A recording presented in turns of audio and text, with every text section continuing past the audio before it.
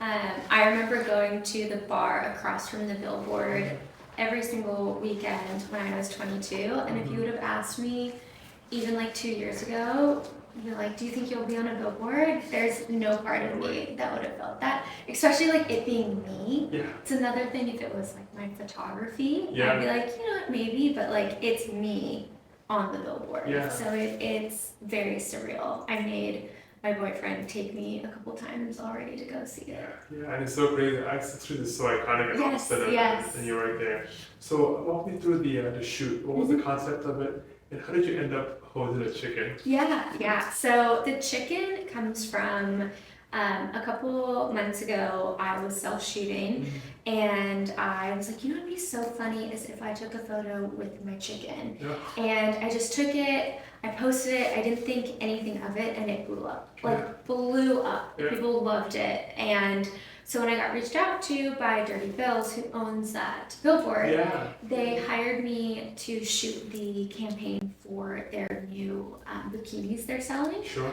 But the only way they wanted to move forward is if I recreated that specific photo with myself and the chicken. And so little did I know it was going to be on a billboard, which is really, really cool. But I hope they did see that's wild. Yeah, it's even funnier that it's my chicken. Yeah. So like which one's famous? Me or the chicken? Yeah, because you raise chickens, right? Yeah, so we live on, myself and my boyfriend live on 5 acres. We have 8 chickens, 4 dogs, and a cat that we found. Right. And we have eggs that I brought you. Yes, delicious by the way. Delicious. And I'm actually allergic to eggs, so I don't even get to eat them.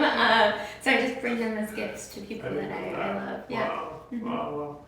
So you've created this whole world, Bailey. So you do photography, you do NASCAR, in Coda, right?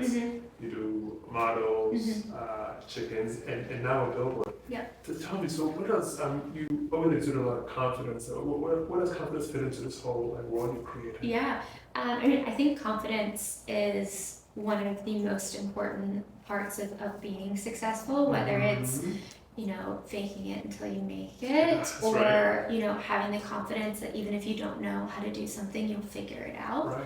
I have an amazing group of people that I surround myself with, you included, that are successful and are confident in their own right and hold me to the same standard. I also think that what plays into my confidence is I prioritize myself and my health and what's going to end up making me happy, which, some of those decisions are sitting right in front of us.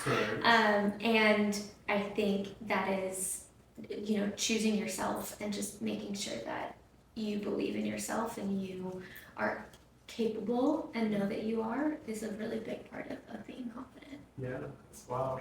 So, when you think about your life before your procedure, and compare that to your life now, what would you say is the biggest changing place? Well, I always said that, my personality and who I am, like, the only thing that was missing was big boobs to go with it. And I think that's so true. And even before getting the procedure, I, faked it till I made it. Like, I faked like I had big boobs. So the only difference now is that I actually, have the stuff to back it up. But I always knew that this was going to be something I was going to do. I didn't know when I was going to, but it was the last part of building my avatar. It was the last thing that was missing. And I can tell you, a year and a half later, I am so happy with my decision, and it has made me so happy and so confident. It was the missing piece to who I am as a person, both inside and out. Yeah, it sounds like it's almost like aligning kind of the mental image of yourself with what you saw in the mirror. Exactly. Yeah. I got to add the one thing that I think, the creator forgot. He ran out of time really, really quickly at the end and just forgot to stuff me. Yes. Thank God for plastic surgery. Yeah, thank God I met you because we were able to finish the. It's like going to Build-A-Bear and they forget the stuffing, It's perfect. You just are missing the final piece of it. So I finally have it. Yes, that's fantastic. Yeah. So, If you were to talk to someone who was considering breast surgery or plastic surgery or even just aesthetics more broadly, who hasn't made the move yet, like, what would you say to them? I think that your decision boils down to what you think makes the most sense for you.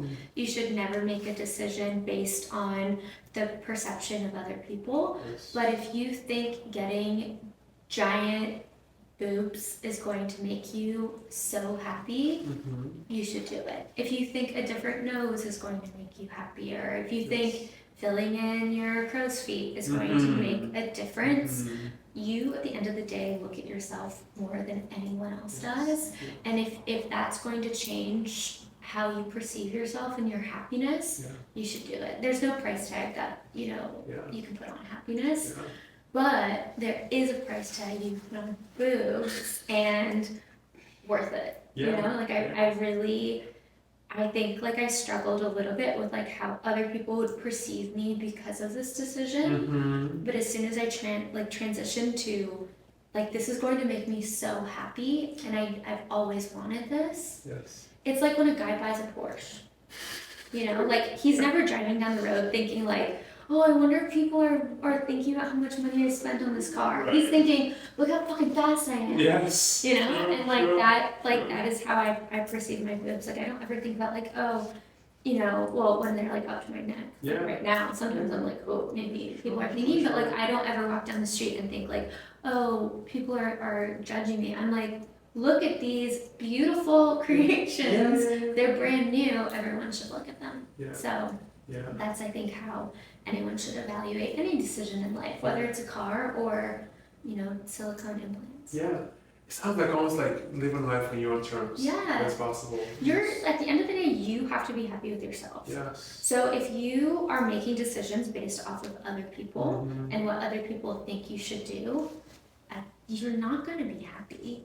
But if you make decisions that, you know, like at the end of the day, you're happy with, and like you would do time and time again, like when you meet your maker, you're not going to regret it. But you might regret it if you start making decisions just based off of what other people think. Yeah, that's beautiful. Yeah. Listen, I really appreciate you spending time with us and sharing just a piece of yourself with me and with our audience. Last question. I mean, you have a ton going on, but I was just wondering what's next for Bailey. So as we look at the year, I have a lot of travel coming up for work. I'm still working with the Cowboy Pillow brand, which is amazing brand. They're based in San Diego. It's an apparel company, for anyone wondering. Cowboy Pillows alludes to these. So I'm hoping to do a lot more with them. I also have like F1s coming up in Austin, so I should be shooting that. And just, you know, continuing to flex my creative muscle and take on hopefully more Austin-based companies. That's fantastic. Awesome. Lovely. Thank you so much. Of course, anytime. See you soon. Yeah.